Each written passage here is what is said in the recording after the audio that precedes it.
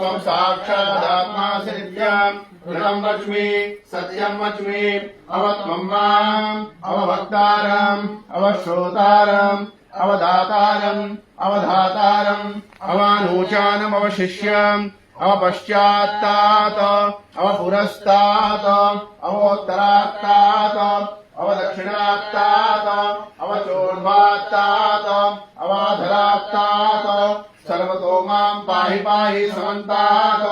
Main চ্যালেঞ্জটো হ'ল যে আমাৰ প্ৰাইজ ৰাইজ আমি নিয়ন্ত্ৰিত কৰিব পাৰোঁ, ব্লেক মাৰ্কেটিং যাতে নহয়, সেইবিলাক আমি যাতে ভালভাৱে কৰিব পাৰোঁ, সেইটো প্ৰায়ৰিটি থাকে। যিহেতু আমাৰ সময় কম, সেইকাৰণে মই সময় নষ্ট নকৰাকৈ আমাৰ অফিচত পূজা দি যি 3টা বিভাগৰ দায়িত্ব মোৰ তাতে আহিছে, 3টা বিভাগে ভালকৈ ৰাইজৰ আশীৰ্বাদ লৈ, মা কামাখ্যাৰ আশীৰ্বাদ লৈ আমি কাম কৰিব পাৰোঁ, সেইকাৰণে যাত্ৰা আৰম্ভ কৰিলোঁ। আৰু এই যাত্ৰা অসমৰ ৰাইজৰ আশীৰ্বাদ বিচাৰি যাতে আমি ভালকৈ কাম কৰিব পাৰোঁ। মেইন চ্যালেঞ্জটো হ'ল যে আমাৰ প্ৰাইজ ৰাইজ আমি নিয়ন্ত্ৰিত কৰিব পাৰোঁ, ব্লেক মাৰ্কেটিং যাতে নহয়, সেইবিলাক আমি যাতে ভালভাৱে কৰিব পাৰোঁ, সেইটো প্ৰায়ৰিটি থাকে। আপোনালোকে জানে যে আমাৰ নতুন ৰেচন কাৰ্ডৰ প্ৰক্ৰিয়া এটা চলি আছে। 15 তাৰিখে নতুন ৰেচন কাৰ্ডৰ বিতৰণ প্ৰক্ৰিয়া শুৰু হ'ব। আমাৰ কেন্দ্ৰীয় অনুষ্ঠান গুৱাহাটী সৰুসজাই ষ্টেডিয়ামত মাননীয় মুখ্যমন্ত্ৰী ডক্টৰ হিমন্ত বিশ্ব শৰ্মা দেৱে এদিনাৰ পৰা আৰম্ভ কৰিব আৰু গোটেই ৰাজ্যত আমি এদিনাৰ পৰা ৰেচন কাৰ্ডৰ ডিষ্ট্ৰিবিউচনৰ কামটো আৰম্ভ কৰিম। লগতে বাকী যি বিভাগবিলাক আছে, বৰাক ভেলী ডেভেলপমেণ্টৰ কাৰণে আপুনি দেখিছে এটা নতুন বিভাগ সৃষ্টি কৰা হৈছে, মোক সেই দায়িত্ব দিয়া হৈছে। সেইকাৰণে এই বিভাগটো অহা